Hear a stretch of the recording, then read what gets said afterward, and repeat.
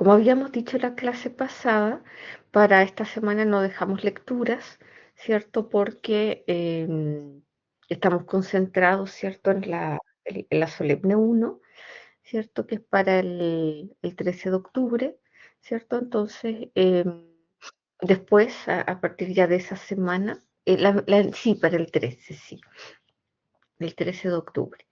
Entonces, yo voy vamos a pasar un poco de materia, vamos a ir viendo porque ya conversamos sobre el carnaval, ¿verdad? Conversamos sobre la literatura carnavalesca. Ustedes refresquenme la memoria para no estar repitiendo cosas. Sí, ujú, perfecto. Entonces vamos a ahondar más, muchas gracias Mariana, porque de repente, en lo que es la sátira, propiamente tal, como dentro de lo que puede ser esta unión de lo cómico serio, o esta cosmovisión carnavalesca o percepción carnavalesca del mundo, este mundo al revés, ¿cierto? Vamos a hablar de la sátira y el humor, porque eso va a ser ya muy relevante, ¿cierto? En la literatura del Quijote de la Mancha, ¿cierto? Que vamos a leer después de la obra de Cervantes, que él está haciendo una parodia, además, ¿cierto? De la literatura caballeresca, supuestamente, y es una obra que está escrita con mucho humor. Ujú. Y después, bueno, a partir del siglo XIX un poco hay de todo. Nosotros tenemos a Flaubert en el programa, pero también hay mucho humor, mucha mezcla del humor con la literatura fantástica, mucha sátira también en esa época del realismo, el realismo ruso, en las obras de Pushkin, en las obras de Dostoyevsky. Y después hacia adelante también nos encontramos con muchos autores que utilizan el humor como un vehículo de crítica social. Es como un mecanismo, ¿no? Como en el fondo invitar a las personas a divertirse a través de un texto humorístico, a reírse y al mismo tiempo pasar, ¿cierto? Esta crítica, ¿cierto? Develar alguna situación horrorosa, ¿cierto? De la sociedad y invitar a la reflexión. Y por eso se habla de lo cómico serio, porque en el fondo es a través del humor, de la risa, pero te están llevando al cuestionamiento, ¿cierto? De una estructura, de un dogma, ¿cierto? A cuestionar, a poner en tela de juicio algo a través del humor, a través de la risa. Entonces, te voy a compartir un PPT. Cualquier pregunta, comentario, todo lo pueden ir dejando en el chat, entonces yo voy leyendo, ¿ya? A medida que, a ver, que tengo aquí, vamos a compartir este sátira. Presentar.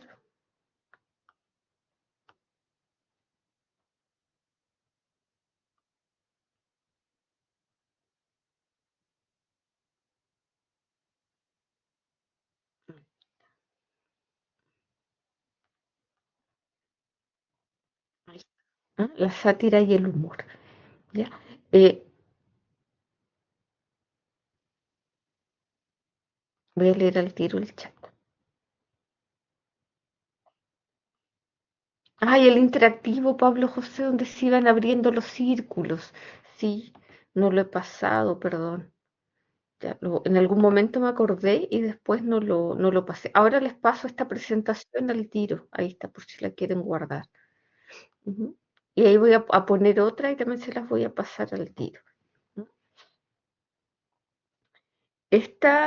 Ya.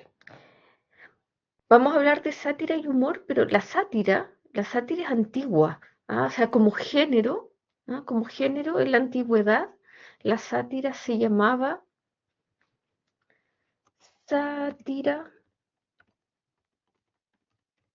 menipea, sátira menipea, y viene de un autor que se llama Menipo de Gádara. ¿Mm? Y Menipo de Gádara publica un libro, ¿ya? Era un libro de sátiras, un libro lleno de humor, un libro muy, muy mordaz, ¿cierto? Y lo publica como en el siglo 6 antes de Cristo, más o menos, y de ahí viene después el nombre sátira menipea, como la sátira de Menipo. Ujú. Entonces es un género literario, dentro de lo que es la literatura antigua, la literatura grecorromana, la sátira es un género, ¿no? Un género de la literatura. ¿Ya? Y va a ser de gran relevancia en la época, porque como les decía anteriormente, va a servir para criticar, para ridiculizar diversos aspectos de la sociedad, de la política de la época, de la cultura de la época. ¿Ah? Por ejemplo, acá en este PPT se habla del origen de la sátira griega, por ejemplo, la poesía lírica. ¿Ya? En el siglo más o menos 6-7 antes de Cristo está Arquíloco de Paros, que era contemporáneo a Safo. Ujú. Él escribe, ¿cierto?, poemas de guerra y también invoca a los dioses, pero lo hace de una manera bastante satírica, ¿cierto?, porque en realidad no cree, ¿cierto? Entonces se está burlando un poco de cómo otros autores, quizás la misma Safo y autores precedentes como Homero, qué sé yo, invocaban a los dioses. Y luego, por supuesto, aparece la comedia, ¿cierto?, con el gran Aristófanes. Ujú. Aristófanes, que es autor de Las ranas, autor de la Asamblea de Mujeres, ¿cierto? De este mundo al revés, donde las mujeres se toman el poder de la Asamblea, y comienzan a gobernar Atenas. Y se roban las vestimentas de sus maridos, les quitan la ropa, y se visten de traje, de sombrero y comienzan a gobernar la ciudad. Entonces ahí tenemos, ¿cierto?, algunos ejemplos de lo que es la sátira antigua. Aristófanes es contemporáneo a los autores de la tragedia, ¿cierto? Ah,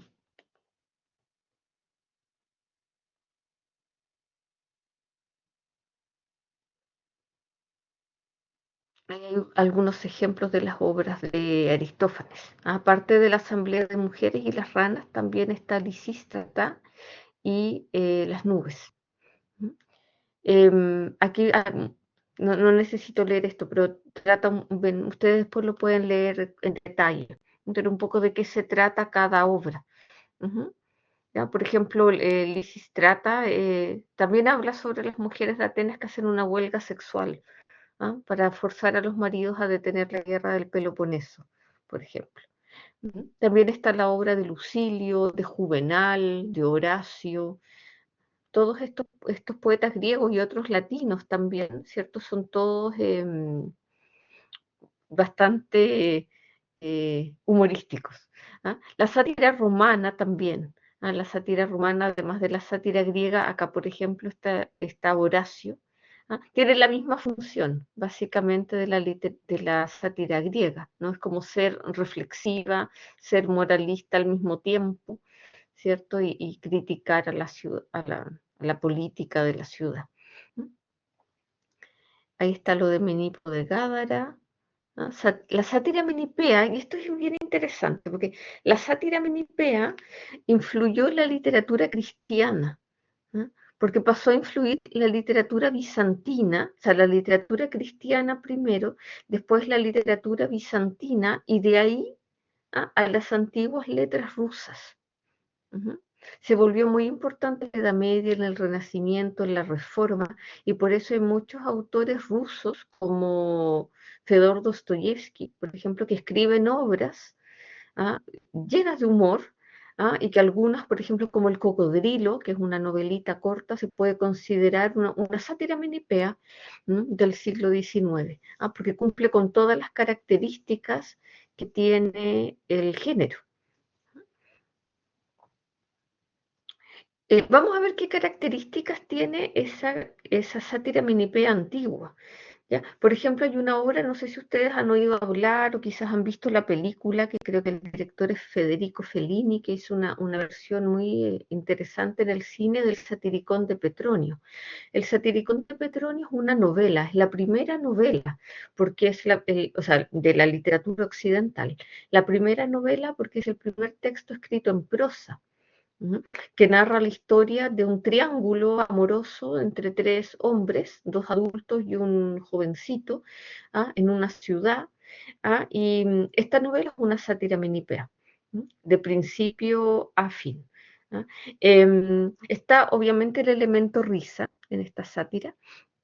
Otra cosa interesante es que, y ustedes pueden ir pensando, porque hay mucha literatura posterior que tiene algunas características de la sátira menipea, ya sea porque hay un contacto, una influencia directa con esta sátira antigua, porque a lo mejor al autor le gusta la sátira antigua, o porque viene, porque a veces, claro, la influencia no va a ser directa con estos escritores antiguos, sino que la influencia va a ser ya mediada, mediada por el filtro de adaptaciones y de seguidores más modernos. Es decir, si pensamos en un autor como Luciano de Samosata, ¿se acuerdan cuando creo que lo vimos en algún momento con su viaje a la luna?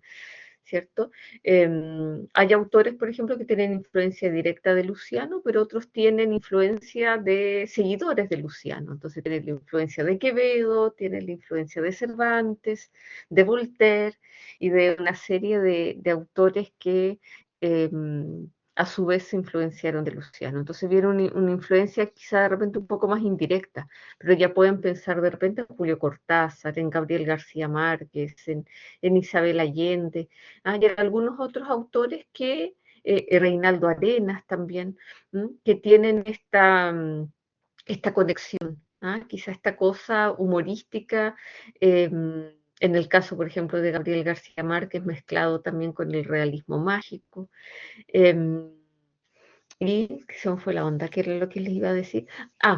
Que ya la sátira menipea tiene una característica y que es capaz de penetrar en otros géneros. Es decir, que no es necesario que una obra sea una sátira menipea del principio a fin, como completa, sino que puede haber una obra que puede ser de cualquier género, pero hay un pasaje, hay alguna parte, que nos lleva a la sátira menipea. Por ejemplo, a mí me pasó cuando leí Los funerales de la mamá grande, de García Márquez. Hay una parte cuando empiezan no sé si alguno de ustedes leyó ese texto, pero empiezan a enumerar la comida del funeral, y era absolutamente grotesco. Era una cosa que no tenía como había una libertad total, como dice acá, como de invención temática, porque era como una fantasía, era como, sí.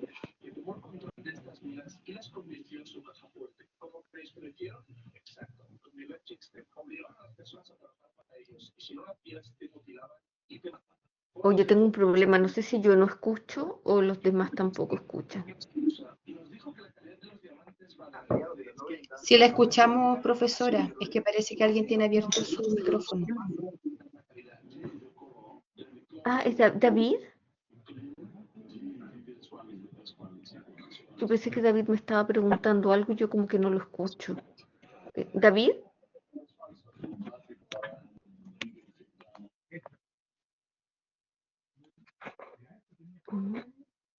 David, creo que yo puedo. No sé. Ahí sí. Ya. Entonces, teníamos. No te preocupes, David, no pasa nada. Que yo pensé que tú estabas hablando. Entonces yo dije, no, no sé si soy yo o no, pero no te escuchaba. Solo se escuchaba un ruido. Ujú. Entonces, está el elemento risa. ¿M? Está, por ejemplo, la libertad excepcional de invención temática y filosófica. ¿Ya? ¿Eso qué quiere decir? Como excepcional libertad de invención temática y filosófica. ¿Ah? Y fantasía audaz, o sea, crear situaciones excepcionales. No hay ningún límite en lo que es la fantasía. Por ejemplo, el cocodrilo de Dostoyevsky. ¿De qué se trata? Se trata de un hombre que va con su esposa y su mejor amigo a ver una exposición en Moscú donde traen a un cocodrilo que está en una tina. Y toda la gente va a ver al cocodrilo. Y este tipo, para lucirse delante del amigo, que es como esta relación de que se aman y se odian estos dos amigos, y lucirse frente a su esposa, empieza a molestar al cocodrilo y el cocodrilo se lo come. Y el tipo queda vivo adentro del cocodrilo. Y de adentro del cocodrilo empieza a hablar. ¿Ah? Y así avanza todo el relato. Entonces, esa es la creación, ¿me entienden? De una situación, de una fantasía audaz. ¿Ah? Y que no hay límite. ¿Ah? Decir, no, no puedo inventar esto, porque esto no es creíble. No. ¿Ah? Se puede inventar todo. Está el tema del naturalismo de los bajos fondos, ¿m? En la sátira menipea. ¿Ya? El naturalismo de los bajos, naturalismo nos recuerda un poco a Emil Solá, a Baldomero Lillo. Los bajos fondos serían como estos suburbios, estos lugares como más extremos, quizás de la ciudad. Por ejemplo, en esta novela que yo les mencionaba, El satiricón de Petronio, estos tres amantes, ¿cierto? Van por lugares como súper sórdidos de la ciudad. Están en los baños públicos y van a la casa de un personaje súper grotesco, se mueven en estos bajos fondos de la ciudad. También puede haber una estructura en tres planos, o en planos distintos. Los personajes pueden viajar a espacios extraterrenos, y eso ya aparece, por ejemplo, en la Divina Comedia, de Dante. ¿Ah? Si ustedes buscan, por ejemplo, Dante, o sea, la Divina Comedia y el humor, o la Divina Comedia y la sátira menipea, de seguro que aparecen cosas, ¿ya? Porque ya hay un personaje, ¿cierto?, que viaja y se traslada al infierno, al purgatorio y al cielo. Ujú. Eso también lo trabaja Quevedo en El sueño de la muerte, donde el personaje va también al cielo, al infierno, al, al purgatorio. Personajes pueden viajar a la luna, a otro planeta, a otro espacio desconocido. También hay una fantasía experimental, y esto es interesante, la observación desde un punto de vista inusitado. Por ejemplo, un personaje que habla desde un punto de vista extraño, o inusitado. Ya el hecho de que una persona nos hable desde el infierno, o que nos hable desde el purgatorio, o que nos hable desde el cielo, o que nos hable desde adentro de un cocodrilo, o que nos hable desde adentro de un gato, como el cuento Eva está dentro de su gato, de Gabriel García Márquez, o algo que pasa a veces en la novela picaresca, donde los personajes, ahora no me acuerdo del título de la novela en específico, pero hay una novela picaresca donde el personaje va escapando y va pasando de lugar en lugar, pero va por los techos de las casas. Entonces él va hablando desde la altura. Entonces siempre hay un punto de vista, por ejemplo, en Pedro Páramo también, ¿cierto? El personaje parece estar hablando desde el infierno, de este círculo que baja y baja y cada vez está más abajo y más abajo. Em, es algo súper importante, la sátira menipea introduce con mucha fuerza todo lo que es la experimentación psicológica y moral, o sea, la representación de estados inhabituales, anormales, psíquicos, morales. A toda clase aparece la demencia, el desdoblamiento de la personalidad. Pensemos también en la obra de Dostoyevsky, El doble, o Sueño de un hombre ridículo. Aparecen las demencias, las ilusiones irrefrenables, los sueños raros, las pasiones que rayan en la locura, suicidios, muchas veces suicidios paródicos. Por ejemplo, en el satiricón de Petronio, ¿cierto? En algún momento uno de estos tres amantes se, se quiere suicidar, ¿cierto? Y se corta el cuello con una navaja y cae, y todos gritan, pero la navaja no tenía filo, entonces no le resultó. Entonces, ese tipo de cosas pueden pasar en la sátira menipea. Nos quedan algunas características más. Ujú. Las escenas de escándalos, ujú. Las conductas excéntricas. Esto tiene mucho que ver con el carnaval. Por eso que la sátira menipea es un género carnavalizado, así como el banquete, el simposio y varios otros, desde la antigüedad. Entonces está el tema de las conductas excéntricas, los discursos y las apariciones inoportunas. Muchas veces está esto, recordé los libros de Roberto Alt, Los Siete Locos. ¿Ah? Donde muchas veces estos personajes que salen con frases inoportunas, con apariciones inoportunas, discursos extraños, toda clase de violación al curso normal de las cosas, de las reglas establecidas, la violación de las etiquetas. Mariana, sí. Sí, profe, una pregunta. ¿La sátira pertenece a... ¿es un género en sí misma o pertenece al género de... lo carnavalesco, perdón, al género carnavalesco? ¿La sátira es en sí misma un género o pertenece al género carnavalesco? La sátira es en sí misma un género. Un género que está emparentado con otros géneros que forman parte de lo cómico serio. ¿Ya? Entonces, lo cómico serio en la antigüedad, ¿no? Emparenta o agrupa varios géneros que están vinculados con el tema del humor, la risa, o que tienen una cosmovisión carnavalesca del mundo, en cierta medida. Entonces ahí desde la antigüedad estaba el banquete, el simposio, la sátira menipea. Ujú, ujú. Todos estos géneros estaban influenciados, ¿m? Por ¿cómo se llama? Por las lógicas, no sé si decir las lógicas, pero estaban influenciados por la cosmovisión carnavalesca del mundo. Pero estos son géneros. Estos son géneros. Luego la sátira menipea va a pasar a llamarse solo sátira. ¿Ya? Y luego se hace diferencia entre varias cosas. ¿Ah? La sátira, ¿ah? Ah, lo satírico, podríamos decir. Ujú.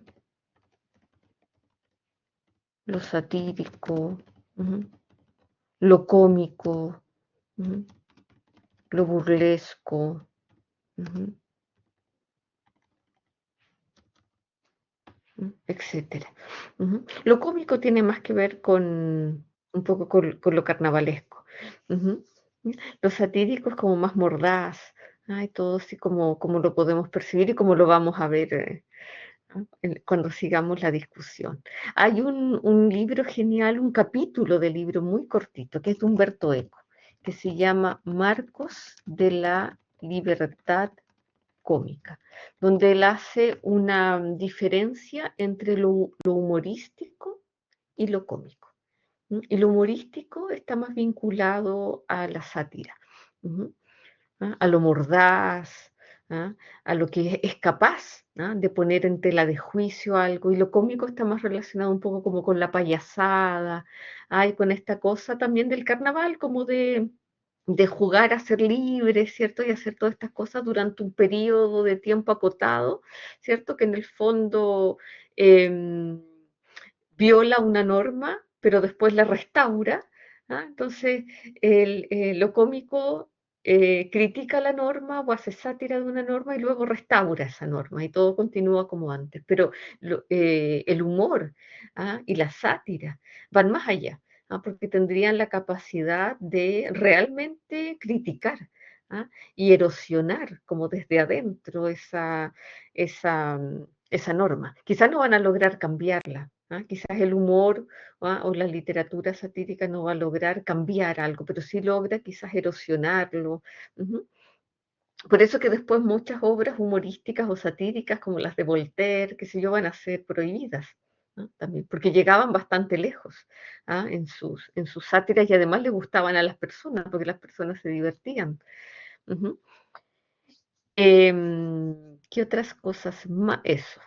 También, por ejemplo, en la sátira menipea antigua, hay muchos contrastes marcados que también vienen con influencia del carnaval, ¿cierto? Estos emperadores convertidos en esclavos, el noble que después es ladrón o el ladrón que después es noble, y todos los cambios bruscos, todas estas ruedas de la fortuna, lo alto y lo bajo, subidas, caídas, aproximación de cosas inesperadas, y también hay utopía social en la sátira menipea.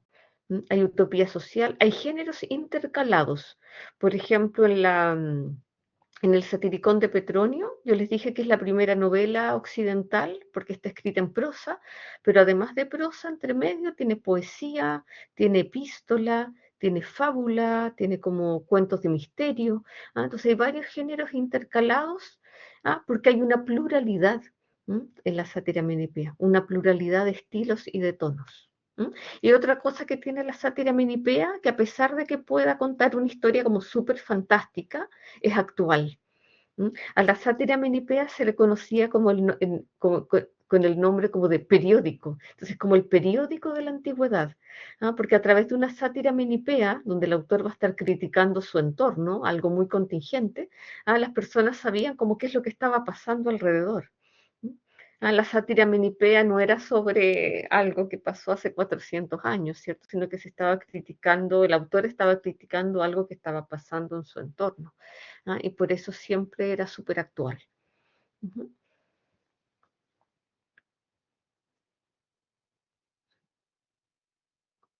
No sé si hay alguna otra consulta sobre la sátira menipea, es decir, cómo nació la sátira en la antigüedad y qué características tenía.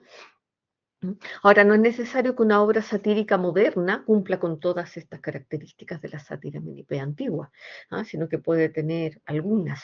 Ujú.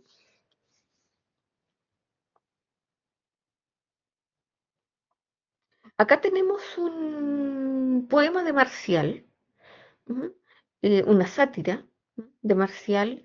Marcial es un escritor latino del siglo I después de Cristo, que escribe sátira durante los días de carnaval.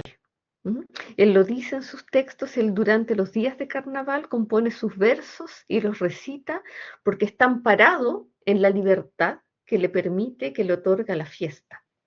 Entonces nadie lo puede atacar ni criticar porque es carnaval y él puede decir lo que quiera. Entonces, amparado en esa permisividad del carnaval, él escribía sus sátiras. Y normalmente las escribía contra sus enemigos, contra políticos o personas que detestaba, y algo muy, muy común en esta sátira y que hoy sería quizás bastante cuestionable, era reírse de los defectos físicos de las personas.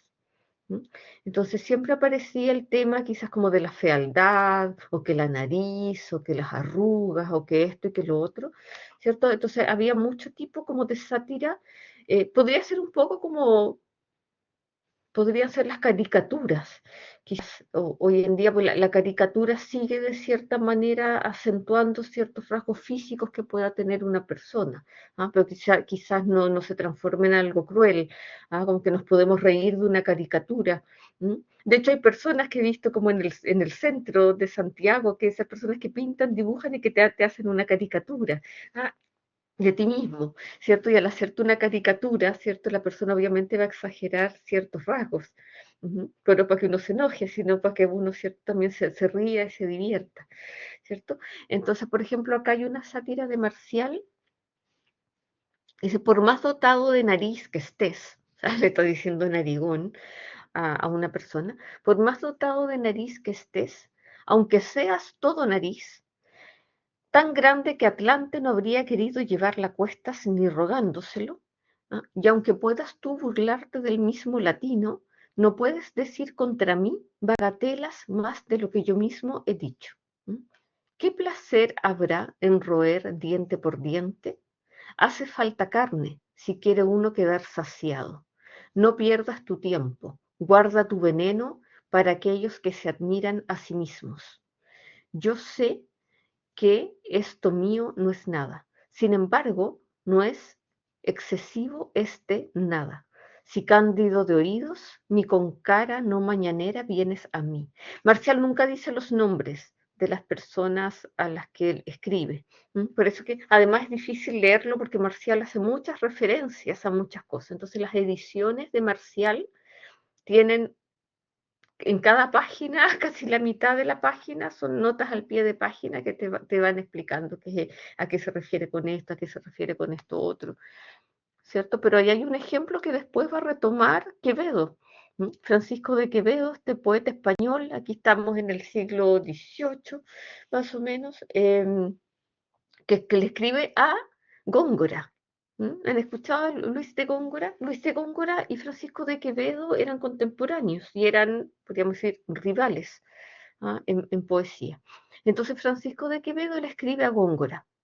Érase un hombre a una nariz pegado, érase una nariz superlativa, érase una nariz sayón y escriba, érase un pez espada muy barbado, era un reloj de sol mal encarado, érase una alquitara pensativa, érase un elefante boca arriba, era Ovidio Nazón más narizado, érase el espolón de una galera, érase una pirámide de Egipto, las 12 tribus de narices era, érase un naricísimo infinito, muchísimo nariz, nariz tan fiera que en la cara de Anás fuera delito.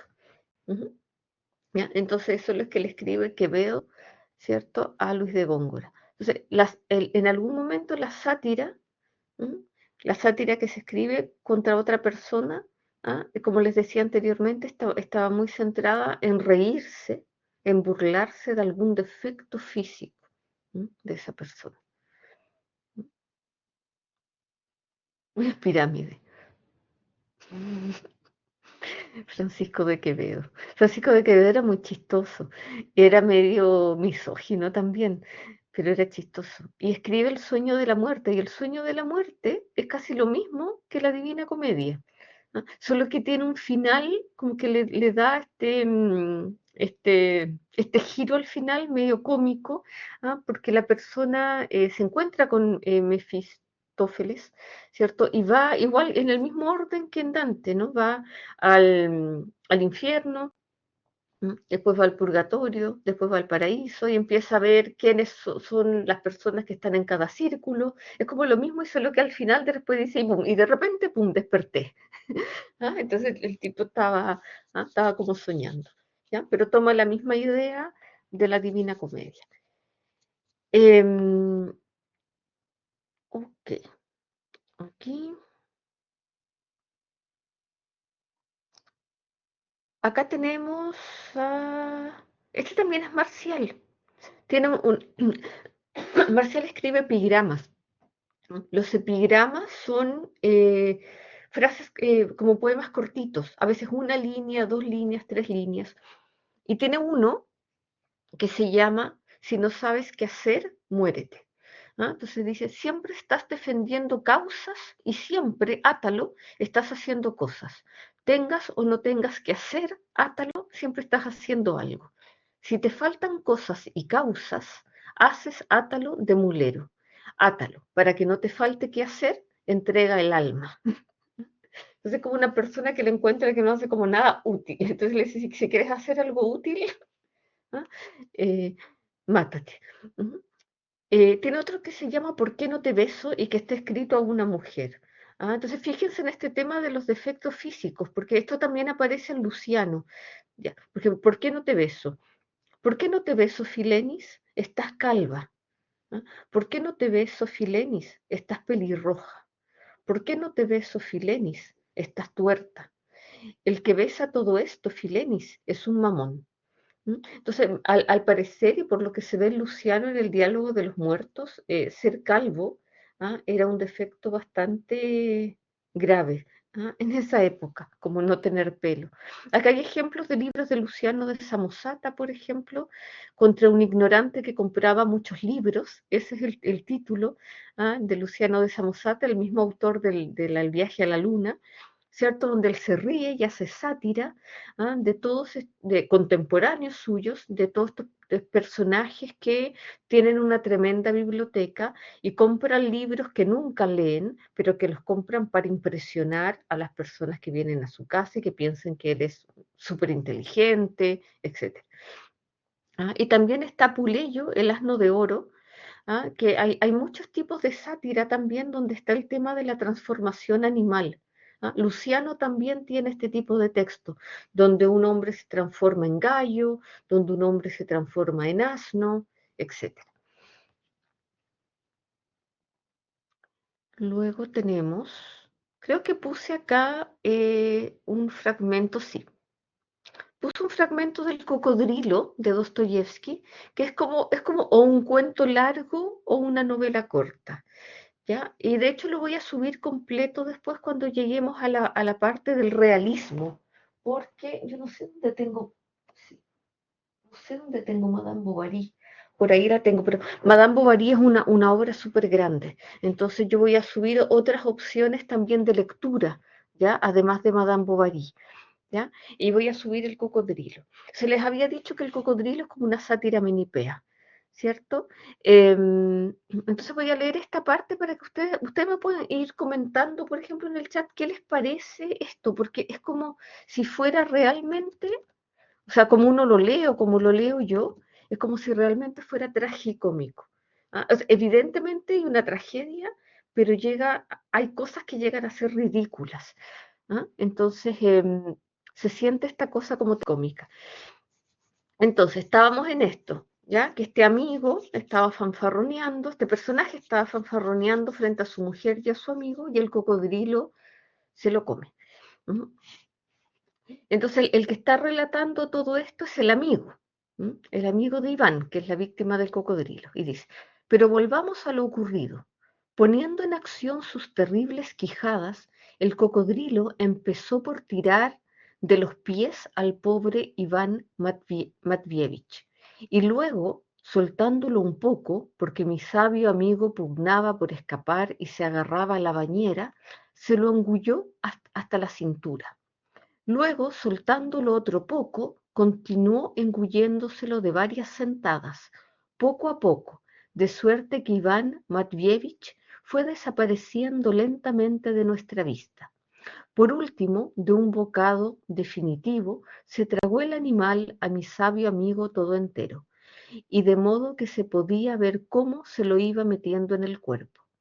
Iba yo a lanzar también un grito, cuando, por un pérfido juego de la suerte, el cocodrilo, molesto sin duda por la inusitada enormidad de aquel bolo alimenticio, hizo otro esfuerzo, y al abrir por vez postrera sus formidables fauces, pudimos ver de nuevo el apurado rostro de mi pariente, cuyos anteojos rodaron al fondo de la tina.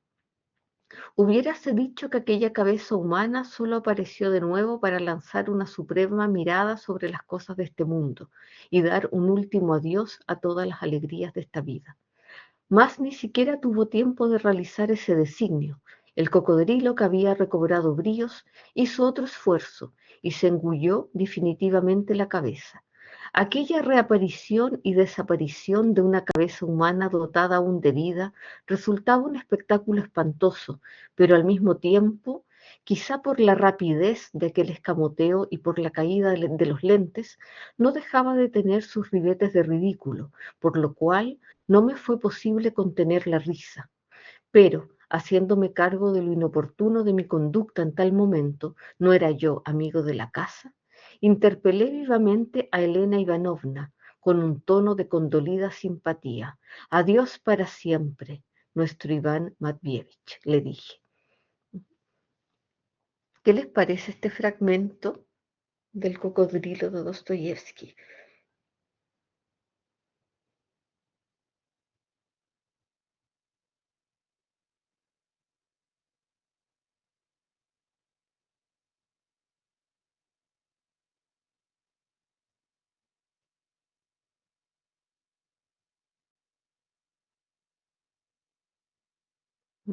Es terrible, ¿cierto? Pero lo hace con humor, quizá esta manera como, sí, con esta misma manera dramática en que el amigo lo está así como, adiós, Iván.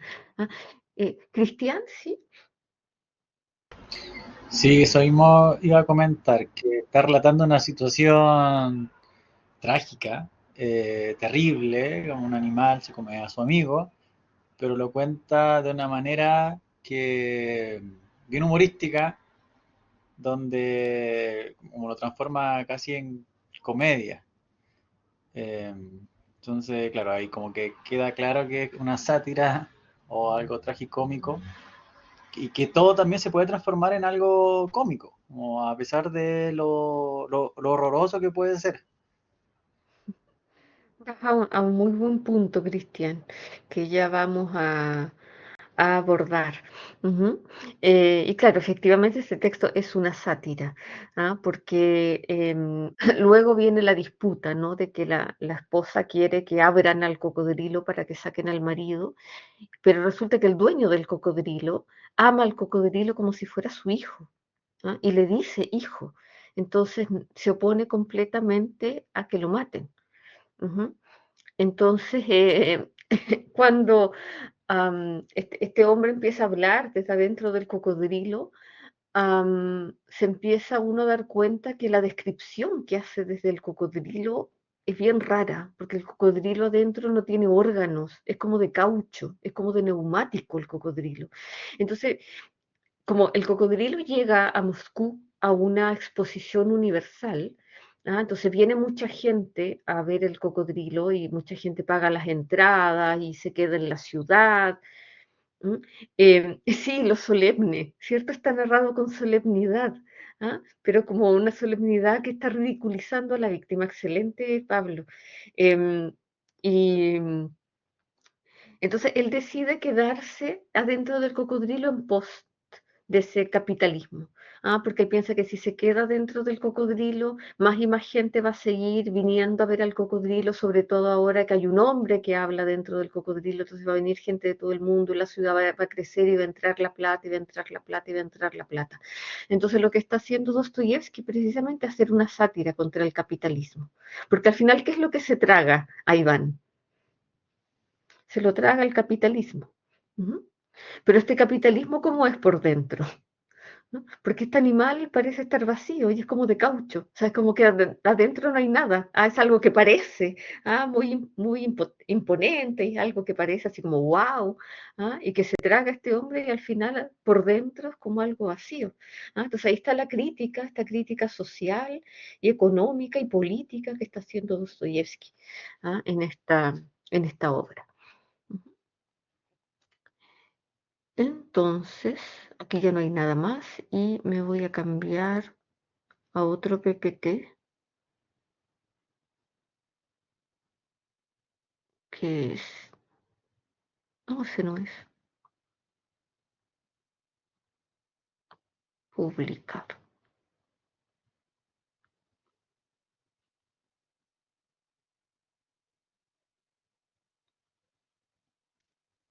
Creo que no todos me acordé de un cuento de Enrique Araya, El velorio. El muerto se cae del cajón, producto de un tipo ebrio que llega a la ceremonia y el muerto se da para, el muerto se para del suelo y vuelve a la vida. ¡Ay, qué interesante! Porque sabes que yo estaba recordando, hay otro cuento de Juan Rafael Allende, donde pasa lo mismo. Hay un muerto que lo llevan en el cajón al cementerio los amigos porque no tenía la familia, no tenía plata para pagar un auto. Entonces lo llevan así en el cajón, pero resulta que la esposa no le había pagado el cajón al tipo que había hecho el cajón. Ujú. Entonces, el comerciante, el que hizo el cajón, era judío. Entonces, hay mucho, en alguna época, hay mucha crítica y sátira al comerciante judío como un tipo de personaje. Entonces, este judío se interpone así a la marcha fúnebre porque dice que no le han pagado el cajón, entonces empiezan a pelear, entonces el judío les dice, ustedes van a llevar al muerto al cementerio, pero sin mi cajón. Ahí empiezan a forcejear y en eso se cae el cajón, se abre la tapa y el muerto se cae y despierta de la catalepsia. Y en la casa ya lo estaban todos como llorando, estaba la esposa con un nuevo amigo, que ya tenía, parece, desde antes, ¿cierto? Y están celebrando como una especie como de velorio o fiesta, y el amigo, el hombre que despertó de la muerte, al final se termina siendo amigo del comerciante judío que le hizo el cajón, y tienen la idea de volver a la casa, él tiene la idea de volver a la casa de su mujer en la noche haciendo una serenata, y va acompañado del judío y de las dos hijas del comerciante judío, y llega a hacer una serenata y aparece en su propio reunión fúnebre, y todo el mundo se desmaya, ¿cierto? La esposa se desmaya y el nuevo amigo de la mujer decide como darle un trago envenenado y ahí lo matan de verdad. ¿Ya? Entonces, tiene esta misma, una temática muy parecida al cuento de Enrique Araya. ¿No? Entonces, la sátira y el humor. Hay algo que interesante sobre si la sátira y el humor tienen sus límites. Y esta discusión que viene desde tiempos remotos se acentúa mucho más en los años 2000. No sé si alguno de ustedes tiene recuerdos de lo que pasó en Francia con una revista satírica que se llama Charlie Hebdo, que hubo un ataque, que no me acuerdo qué año fue, ¿no? Lo de Charlie Hebdo, porque fue un atentado, ¿cierto? Ellos eran, o sea, la revista todavía existe, Charlie Hebdo, ¿cierto? Y ellos hacían caricatura y era una revista satírica, un poco quizás como The Clinic, ¿cierto? Y hicieron una portada donde al parecer se estaban riendo de Alá. Ujú, ¿cierto? Ya habían recibido amenazas antes de que no lo hicieran, de que no se podían reír de esto, y ellos siguieron, ya acá viene, ¿cierto?, este atentado donde asesinaron, creo que a Charlie Hebdo, y a, creo que 4 o 5, no sé cuántas personas, 6, no sé cuántas personas más en las oficinas. Ujú. Porque, claro, muchas veces uno dice es que la sátira tiene límites o no, o sea, nos podemos reír de todo o no. Entonces, por ejemplo, yo recuerdo The Clinic. The Clinic es una revista que ustedes deben conocer, ¿cierto? En Chile. Yo recuerdo cuando Michelle Bachelet se presentó a su segundo mandato. Ujú. ¿Fue su segundo mandato o fue algo de, no sé, pero alguna candidatura donde le fue muy bien y arrasó? Y en la portada de Clinic venía Michelle Bachelet en ay, ¿cómo se llaman estas cosas? Como esas tablas de surf.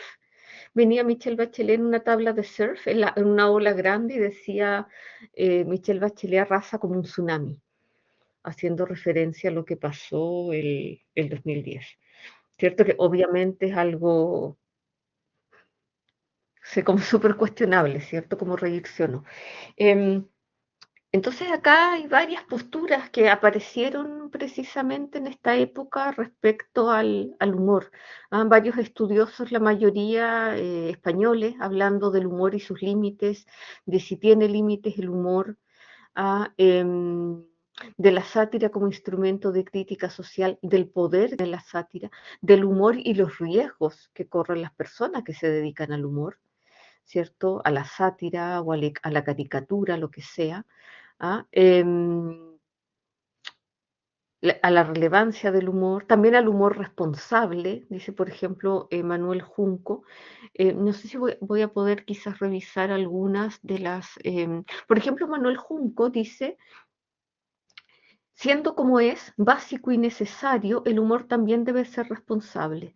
No todo rasgo de humor es incuestionable y oportuno en cualquier momento y ocasión. Nadie defenderá una broma sobre una víctima de violencia de género, un chiste repugnante ante un niño, un ocurrente petardo en una reunión de víctimas del terror, una graciosa cerilla en un polvorín. Todos sabemos cuándo una broma es responsable o no lo es. Que es un autor que dice que no se trata de ponerle límites al humor, no, sino que la persona tiene que saber, como en el fondo, cuándo o no hacer un chiste. Ujú. En defensa de la sátira, ujú. Acá voy a ver.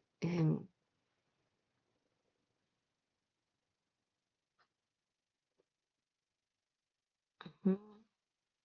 El humor y sus riesgos, ¿cierto? Acá aparece lo de Charlie Hebdo y otros autores, otros artistas franceses como Dumier, Philippon, y otros que fueron muy cuestionados en su momento. Esto se los voy a compartir, este mapa, para que después ustedes lo puedan ir revisando, que está súper interesante, ¿ah? Esta discusión sobre la sátira. Por ejemplo, acá yo ando buscando justo a un...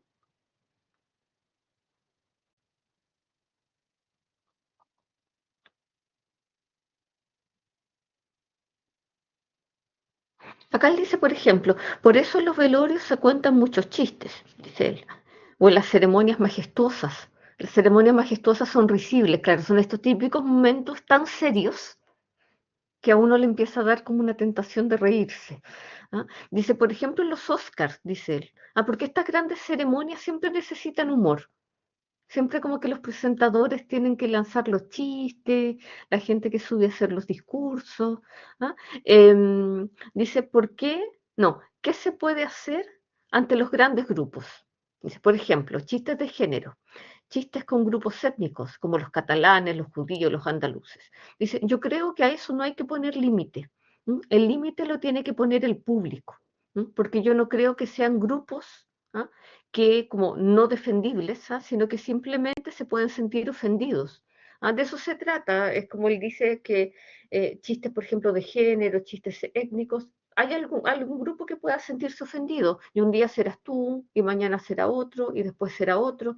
Entonces, si la gente no se ríe, pues no se ríe nomás. ¿Ah? Pero no por eso debería censurarse ese tipo de chiste, dice este señor. ¿Ah? Em, por acá también se dice que ponerle límites al humor sería como ponerle límites a la ciencia.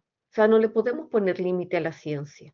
Entonces no se le puede poner límites al humor, pero luego claramente, así como en la misma ciencia hay personas que podrían utilizarla para hacer cosas malas, existe ese riesgo. O sea, si no le ponemos límite a la ciencia, se corre el riesgo de que alguien ocupe la ciencia para hacer algo malo. Ese riesgo siempre va a existir. Entonces también va a existir ese riesgo con el humor. Uh-huh. Pero, por ejemplo, yo tenía en la universidad un profesor de literatura antigua que era un alemán, un profesor alemán, Clemens, el profesor Clemens Franken.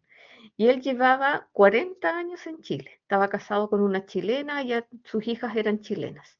Y él siempre nos decía en clase recurrentemente, a raíz de diversas cosas, me decía, yo me he acostumbrado a todo en Chile, menos al hecho de que los chilenos no entiendan que hay situaciones en la vida en las que no se puede hacer un chiste. Él lo veía así como alemán y a él le molestaba mucho, que los chilenos de las peores cosas que pasaban sacaban un chiste. Entonces, quizás sí podemos tener esta capacidad, a lo mejor, de reírnos, así como esta portada del The Clinic, y que de repente sale un chiste a raíz de no sé, un terremoto, no sé cómo, y nos falta el chiste, nos falta el que se ríe. Eso también puede ser cultural. Pero, por ejemplo, a raíz de lo mismo, yo el año 2018 fui a un congreso sobre el humor en España y me llamó mucho la atención que cuando el director de la universidad dio su discurso inaugural del congreso, puso este tema como para que fuera el tema principal de todo el congreso. O sea, ¿el humor tiene límites? ¿Sí o no? Ujú. Y puso de ejemplo el caso de un chileno. Y yo era la única chilena que estaba ahí, y claro que me acordé de eso, que fue el año 2001, cuando fue este ataque de las Torres Gemelas en Nueva York. Em, ¿Qué pasó? Que obviamente cuando fue el ataque de estas Torres Gemelas se suspendieron todos los vuelos comerciales en Estados Unidos, ¿ya? Y se retomaron tiempo después, algunos meses después. Entonces, cuando se retoman estos viajes, un chileno que iba en un avión de Santiago a Nueva York, se le ocurre durante el vuelo empezar a decir, a gritar que tiene una bomba, que va a ser, o sea, imagínense lo que provocó en el avión, y después el chileno se empieza a reír y dice, no, si es un chiste, una talla, para que nos riamos un rato. No se rió nadie. Ujú. Y cuando llega a Nueva York, va para el avión, lo está esperando la policía, se lo llevan preso y duró meses y meses la extradición, de este tipo a Chile, que se le ocurre hacer un chiste. Entonces, en una situación tan compleja. Puede ser también el hecho de que si yo soy parte de una comunidad, y me veo afectada por una desgracia, igual que la gente que está alrededor mío, y yo decido hacer un chiste como dentro de mi comunidad sobre esto que nos afecta a todos, puede ser quizás un poco distinto porque eso sí se da, sí se ha dado en Chile, pero que yo haga un chiste de algo que afectó a una comunidad que no es la mía y que a lo mejor no maneja los mismos códigos de humor que mi cultura, ¿ah? Yo creo que quizás ese fue el error que comete esta persona, como de no saber interpretar como quizás este contexto, ¿no? Es decir, acá no puedo lanzar mi talla, en el fondo. Ujú. Hay un libro de, ¿cómo se llama este escritor chileno? Em, ay, se me olvidó su nombre, lo voy a buscar. Ah, pero es una persona que se dedica al humor, ¿m? Y que es parte de RIE. ¿Ah? RIE es un grupo de investigación sobre estudios humorísticos de la Universidad Diego Portales. ¿Ah? Y este señor hace parte, y él tiene un libro donde recuerda, él fue un detenido desaparecido, perdón, detenido desaparecido no, él fue un detenido, un torturado político, estuvo en el Estadio Nacional con otros compañeros y él escribió un libro para relatar cómo el humor les permitió de cierta manera sobrellevar ese periodo. Los sobrenombres terribles, era puro humor negro, los sobrenombres terribles que se ponían unos a otros, los tatuajes, los dibujos que se hacían en el cuerpo, ya no podía ser todo más macabro, ¿ah? Pero a través de ese tipo de humor ellos lograron sobrevivir. Acá arriba Claudia pone, claro, hay diferentes gustos para el humor y a veces se censura porque hay un público que lo comparte y lo juzga, ¿ah? Pero muchas veces es cultural. ¿Ah? Para algunos los chistosos ser ofensivo. ¿Ah? El humor no tiene límites, dice Claudia. Pablo dice, yo pienso que el chileno es un poco cerrado porque vivimos medios aislados, ¿ah? Y poco empáticos también y a veces no puede evitar decir un chiste o una ironía. Tomás, Sí, profe, más que nada comentar como un pensamiento respecto a esto de cómo ha ido mutando el humor, más que nada cómo lo veo reflejado en redes sociales, no, con esto de los memes y todo eso que significa, ¿cierto? De cómo se ha ido, de cómo la gente ha ido publicando este tipo de humor, que finalmente no tiene límites. Pues yo, o sea, he visto chistes de memes de cosas terribles, no sé, de cosas que le han pasado a algunos personajes aquí en Chile que uno pensaría como, oye, ¿cómo hacen un chiste de esto? Y la gente lo comparte, se ríen. Finalmente, como que no, yo pienso que no existe un límite. Que finalmente, como que cualquiera se puede reír de lo que sea, por muy terrible que sea. Que cosa que no está bien, por supuesto. pero claro, que es verdad que el humor no tiene límite, no se le puede poner límite al humor, ¿ah? Pero claro, que, hay situaciones, ahora claro, hay cosas más cuestionables hoy en día, ¿ah? Los chistes contra, no sé, hay cosas que son muy ochenteras y que ya hoy definitivamente ya no van, o sea, los chistes contra, no sé, homosexuales, que la suegra, los típicos chistes contra la mujer, no sé, como cosas de género, o reírse, por ejemplo, del cuerpo de una persona, como de un gordo o de un tartamudo, son cosas como bien cuestionables hoy en día, ¿cierto? Y por eso hay humoristas a los que les ha ido pésimo. En alguna, se han encontrado con un público que en general no reacciona positivamente a ese tipo de humor y han salido pifiados, ¿cierto? Y han sido criticados, han tenido que dejar el escenario. Y a otros que, sin embargo, con ese mismo tipo de humor que han tenido, que han cultivado desde hace tanto tiempo, les ha ido bien porque se han encontrado con su público. Hay gente que todavía le gusta reírse de esas cosas. Entonces ahí también el humorista tiene que tener el tino como de saber frente a quién se enfrenta, ¿no? Ujú. Y por eso Eco, ¿cierto? Cuando habla sobre el humor, dice que la sátira tiene realmente un poder, lo satírico, el humor, como de cuestionar, o sea, la sátira es realmente una herramienta, que puede denunciar temas sociales y lo puede denunciar seriamente. Por eso en los últimos años y también en los medios universitarios, ¿cierto? Se ha empezado a estudiar el humor. Y se dice que el humor es un tema muy serio, ¿ah? Sobre todo por esta capacidad que tiene de cuestionar a la sociedad. ¿Mm?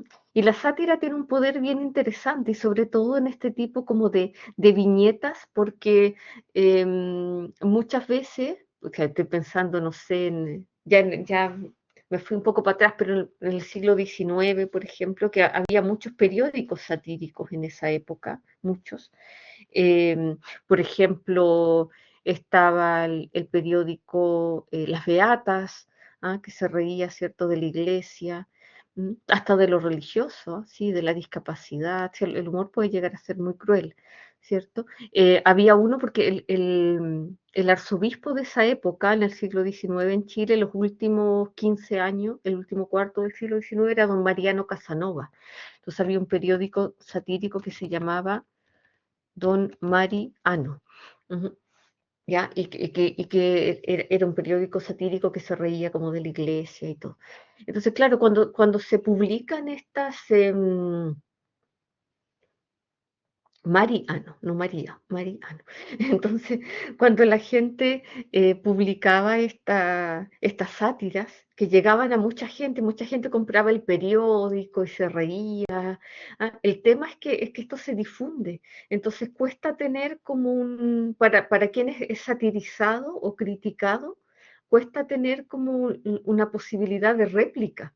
Porque si yo no tengo también un periódico, si yo no estoy también en la palestra pública, ¿cómo yo respondo a esa persona que me está satirizando públicamente? ¿Cómo respondo yo? Entonces, como casi que no puedo responder y no lo puedo controlar, y no lo puedo limitar, ¿me entiendes? Entonces, por eso tiene este poder también fuerte. Entonces, ¿qué se hacía en esa época? ¿Qué es lo que hacía el gobierno o qué es lo que hacía la iglesia? Era perseguir a estos autores. Perseguirlos hasta el punto de destruirles sus imprentas, encarcelarlos. Por ejemplo, el autor satírico de este periódico chileno del siglo XIX, don Mariano, lo llegaron a condenar a muerte, a ser ahorcado en la Plaza de Armas, y después al final se arrepintieron de ahorcarlo ese mismo día y lo mandaron exiliado a Perú. Pero claro, los humoristas también corren ese riesgo. ¿Mm? Este señor acá dice, la sátira no es vituperio, la sátira no es un insulto. El texto satírico que, si es eficaz, ofende. ¿ah? Debe hacerlo no solo con justicia, sino sutilmente. Para hacer sátira, el impulso de burlarse de lo ridículo debe ser un impulso artístico. Ujú. O sea, los autores satíricos como Luciano, como Horacio y tantos otros, ¿cierto?, que han escrito sátira. Estoy también pensando en el chileno Genaro Prieto, el autor del Socio, ¿cierto? Tienen también un impulso artístico, hay una sátira ahí que está trabajada, no es como simplemente como ofender por ofender. Ujú. ¿Ya? El humor es la capacidad humana para percibir aspectos ridículos o absurdos de la realidad y destacarlos ante los demás de manera ingeniosa. Este fenómeno siempre nos ha servido para obtener una visión diferente de la vida y ensanchar las interpretaciones de los conflictos propios y ajenos. La labor del humorista consiste en tomar algo que se considera formalmente aceptable y normal y desvelar que no lo es. La presa favorita de la sátira y la parodia es lo considerado lo serio, lo correcto, lo solemne, etc. Él hablaba entonces también del humor responsable. ¿Ah? Acá dice, por ejemplo, el humor es transgresor. El humor es transgresor y subversivo por su propia naturaleza y siempre se moverá en el contrapunto, en lo informal, en lo contrario, en lo crítico. En definitiva, en el descubrimiento de los intersticios de nuestro orden, de nuestras normas y formas. Por eso, por ser incorrecto e imprescindible a la vez, debe ser responsable y debe ser meditado. Ujú. Ese ya lo leí. Acá está el señor que habla de la ciencia. Dice, el humor no. ¿Tiene límites el humor? No, dice José María Perceval, no, porque es un instrumento. Es como si dijeras, ¿la ciencia tiene límites? Tampoco. Pero son los humanos los que pueden destruir el planeta con la ciencia y los que pueden hacer daño con el humor. Es un problema de apuntación, ¿entiendes? Como donde apunto, como le pasó al chileno con su chiste de la explosión. Es un problema de donde yo apunto y no del humor mismo. El límite moral lo pone el público y no la ley. Porque si la ley pone límites, luego resulta que se aplica como a según quién, ¿cierto? ¿Cómo aplicamos una ley? En torno al humor. No sé si alguno de ustedes tiene alguna otra reflexión, o quiere aportar algo más en defensa, ¿no? En relación, al tema de la sátira y el humor, de los límites del humor. ¿No? O cómo se percibe también el humor hoy en día en las redes sociales. Es bien interesante el tema. Ujú. Y todos tenemos también un sentido del humor distinto, también nos reímos de distintas cosas y podemos poner nuestros límites. Quizás hay cosas que no nos hacen gracia para nada, y no las podemos prohibir, no las podemos impedir, pero simplemente no nos reímos. A mí me pasó, por ejemplo, yo tuve la oportunidad, porque a mí me gusta harto el tema del humor, y tuve la oportunidad durante la pandemia, el año 2020, de organizar un seminario sobre el humor. Yo en esa época estaba en la Universidad Católica y era como interdisciplinar, estábamos con personas de periodismo, de arte, de psicología, de historia, de distintas ramas, organizando un seminario del humor. Y estábamos ahí en plena organización, online, todo online porque era la pandemia, y yo pregunto algo así como, ¿cómo vamos a organizar tal cosa? Y una chica que era periodista me dice, lo vamos a organizar por parte, y me manda un meme creo que hizo alusión por ahí el compañero, pero me manda un meme de Felipe Camiroaga, como todo desarmado, o sea, es como la cabeza, unos brazos por allá, unas piernas, entonces me dice por parte, y manda esa foto, y todos se rieron, y lo empezaron a guardar, así como te lo robo, lo copio, y yo estaba así como seria, me puse grave, y dije, esto no me causa, pero ni la más mínima gracia, pero obviamente yo no podía decir, les prohíbo que hagan este tipo de chistes, que compartan este tipo de memes. No, no podía, no, yo no podía poner un límite ahí o decir no, ¿cierto? Pero simplemente podía decir como esto, para mí no pasa, yo no me río, y yo pongo ese límite, pero mío, ¿me entienden? Pues no podía como prohibirlo, ¿no? Entonces nos podemos enfrentar también a situaciones así. ¿Ah? Y sobre todo cuando viajamos también a otros países o estamos en otra cultura donde la gente no se ríe de lo mismo. Ujú. ¿Algún comentario más antes de cerrar la clase? Acá tienen harto para leer. Espero que les haya interesado el tema. Luego cuando trabajen, por ejemplo, el Quijote de la Mancha o lleguemos a otros textos también más adelante, sobre todo en el realismo, que yo voy a incorporar también otras lecturas. Voy a poner también algunos textos humorísticos, otros textos que son fantásticos y humorísticos al mismo tiempo, por si ustedes quieren tener la posibilidad también de trabajar en alguna obra, la cosmovisión carnavalesca o la sátira, el humor, la risa, y ver cómo el humor, como decíamos al principio, en la literatura puede ser un- un- un vehículo para la crítica social y puede ser una herramienta, muy fuerte, muy útil, muy atingente para criticar el entorno. Ujú. ¿Algún otro comentario? Si no, vamos cerrando ya la clase y nos vemos el próximo lunes, que es el lunes 13, que es el día que se entrega la solemne. Ese día también voy a pasar materia, vamos a conversar sobre algún tema, ¿ya? Y vamos a ver también ahí, vamos a ver juntos, ¿cierto? Qué capítulo y todo, y qué es lo que vamos a leer del Quijote de la Mancha. El humor debe hacer tambalear al poder, ridiculizarlo como una manera de cuestionarlo y crear un equilibrio o justicia. Es precisamente, ¿cierto?, esto que nos está comentando Pablo, lo que dice Humberto Eco en su texto, los marcos de la libertad cómica, como el humor, y no necesariamente la comedia, como el humor tiene este poder. De hecho, Humberto Eco critica un poco lo cómico como que Humberto Eco relaciona como con la payasada, como este tipo como de humor que le sirve al poder, ¿no? O que le sirve a una dictadura, por ejemplo, dice Humberto Eco, como para mantener a la gente media embrutecida, ¿ah? Y que no piense. ¿Ah? Entonces está este tipo de humor que es como la payasada. ¿Ah?